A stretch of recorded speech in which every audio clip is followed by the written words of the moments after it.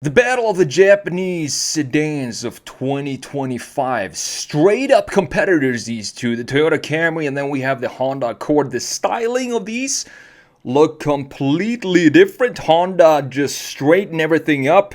Some say the previous generation Accord looked better than this one, but for me, when you put some nice wheels and tires on this, it looks almost stately with the horizontal lines that we have going everywhere, the long shoulder line as well. Then we have the Toyota Camry, both of these being hybrids that we're going to compare today. I would call it maybe a little over stylized, but it still has a very distinctive front fascia. This lower grille on the higher trim levels being body colored. I actually prefer the lower trims where it's not body colored. So which one of these would I personally buy? Based on mostly, I would say, the design, but we are going to talk about some of the spec and tech, of course. So starting with the Honda Accord Hybrid here, it has a 2-liter inline-4 paired with 2 e-motors, a hybrid system, of course, and the power output is only 204 horsepower. The thing is, though, I have the Accord Hybrid right now to review for a week, and 204 horsepower, honestly, it is sufficient. I don't feel like I need more power. The good news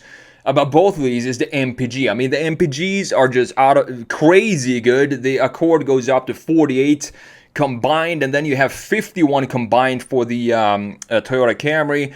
And both of these also come with 12.3-inch infotainment screen, wireless Apple CarPlay. That is an option on the Camry. It is standard in the Honda Accord, so keep that in mind. Pricing, of course, also an important aspect. The Camry is a little bit more less expensive at the base price at $29,000, but that gives you the 8-inch infotainment screen, not the 12.3, which personally I really don't care about. I don't care about big screens. In most cases, I actually prefer the smaller screen.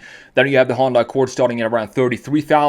Both of these, if you spec them out to the max, going to go up to about $40,000, which I still think is a very, very good deal. Now, talking about the Toyota Camry Hybrid here, you have a 2.5-liter 4-cylinder. You only have one e-motor here, and the total output is 225 horsepower for the front-wheel drive. You get 232 horsepower for the all-wheel drive. Both of these are unfortunately connected to an eCVT. A huge deal here, though, if you're considering these vehicles, is the Accord only comes as front-wheel drive, and I don't understand why. They could have just taken the CRV powertrain and put it in there and make it all-wheel drive. It would be a much better competitor to the Camry, which you can, of course, option with the 232 horsepower all-wheel drive system. That is a huge deal for me when it comes to the spec and tech. So let's jump into the design here. Have a look at both of these vehicles. We have the Toyota Camry up top. As I said, it feels maybe a little over stylized, but I kind of like what Toyota is doing here. The Japanese and the Koreans, they know how to have fun with the designs, meaning creating a lot of lines going on here, but they still always, in most cases, they still somehow for some reason, just make it work. Even though there is a lot going on here. We have the blacked out graphic here for this intake on the side. Then we have this being the higher trim level. You have this being body colored. And as I said, I actually prefer this being not body colored like we have in the lower trim levels. And we have this hammerhead design for the headlight unit with this fin sticking out into the headlight itself.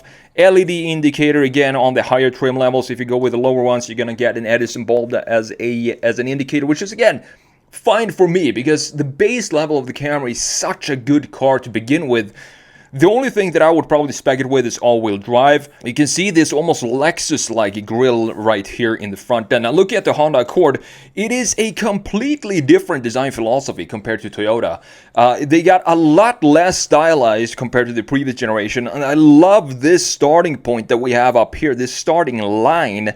And underneath this is where all the graphics starts. Now, I do understand why some people would say that the previous generation is better looking because it feels like it's a little bit more dynamic than this, I would say. But this, to me, looks way more stately and way more confident than the previous generation because we have such clean lines and chamfers everywhere. Look at this beautiful chamfer that we have going on underneath the headlight, creating a nice base for the headlight unit right here. LED indicators here, both in the front and in the rear, which is great to see in this price range. Usually they skip on one of those and just make, for example, the front LED, and then you have an Edison bulb in the rear end. Never understood the point of that. Again, you can see the different philosophies here, and you can also option the Camry, as you can see, with this black roof. Now, you do get a lot more interior space in the Accord compared to the Camry. You also get more trunk space in the Accord. So if you're looking for that, if you're looking for a road trip vehicle, you might want to consider the Accord, as long as you don't go anywhere snowy or icy, since you only have front wheel drive. Probably gonna be fine to drive on those conditions as well. It's just that they don't offer it, and you can still get the all-wheel drive with the Camry. I think that gives the Camry a massive advantage.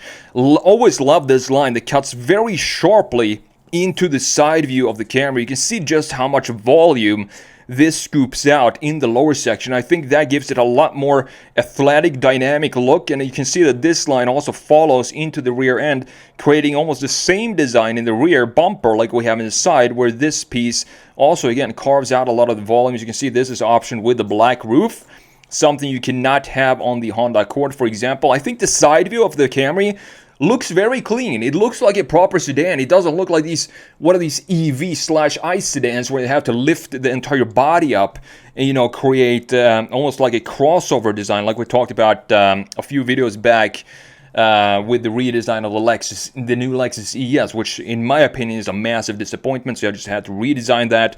Now, looking at the Honda Accord down here, very, very clean design. Love the shoulder line in the Accord, because it continues from the top of the hood here, side of the hood, into, let's make it green so you can see what I'm sketching here. You have this single shoulder line going all the way back to the corner of the taillight. We have one single line in the lower section connecting to the bumper design right there, looking beautiful. The greenhouse design as well. Classic sedan proportions. Exactly like I want to see in modern sedans. There is nothing crazy going on here. No, you know, carved out portion like we have in the Camry up here, but I do like both of these philosophies. I do like Toyota's design language being this sculpted volumes and surfaces, but I also really enjoy looking at the Honda Accord because of all the cleanliness. It's such a clean vehicle, this design, with a proper 3-box design, with the trunk being 1 box. You have the greenhouse, another one, and then you have the front end with the hood being the 3rd box. If we draw the A-pillar down here, I do believe it's actually going to hit pretty much in the middle, or right above the middle of the front end axle, like we want to see in sedans like this. Now, last but not least, we have a look at the interior. Let's have a look at the rear ends of these two vehicles. I think, again, both of these are beautiful looking designs. One is a little bit more complex, again, the Camry up here, but it's still a beautiful looking design, because we have this portion here being completely horizontal, stretching out this design to the sides. We want to drag out the design, make it look wide. And we also have this integrated, almost like a small little ducktail up here. You have some spoiler up here as well. You can see the line flow and the muscle over the rear axle going right there, creating a nice stance for this vehicle. And we still have a proper shoulder line here going into the very corner of the taillight unit. We have exhaust pipes, dual exhaust pipes visible on the Camry. Love to see that, even though we don't have symmetrical. I would much rather have one exhaust pipe here and one exhaust pipe on the other side, instead of having it just on one single side like this. But I do like the sculpting. You can see the sculptures here in the bodywork, how beautiful this looks. It looks very nice. And then we have this blacked out portion that I'm not a huge fan of, which spells out Camry right here with the letters in the middle. LED taillights with the indicator, unfortunately in this case, looks to be an Edison bulb right there, which is, I guess, totally fine. But since we have the LEDs in the front, like I showed you right here, I still want to have LEDs in the rear. It just does not make sense. It probably costs them like $20 per vehicle to add LEDs or something like that. And I would pay that $20 to get the LEDs all around the vehicle. Now, looking at the Accord, the thing about this Accord, it's still very, very clean in the rear. A lot of horizontal lines like this. Love this little curvature that we have up top, but we don't have any sort of visible exhaust pipes. Something that they got rid of from the previous generation. I would much rather see, again, just 2 exhaust pipes like this. Maybe they can be squared off or something like that, just to add a little bit of sportiness to this design. Even though it's not a very sporty vehicle with 204 horsepower, just the looks of it, it feels like this would be, you know, it suits this vehicle to have exhaust pipes visible, like we have on the Toyota Camry up here. We also have a light bar, typical design, design feature or design trend of the last 5 years or so. It doesn't connect all the way though, because the Honda logo in the middle is very, very small.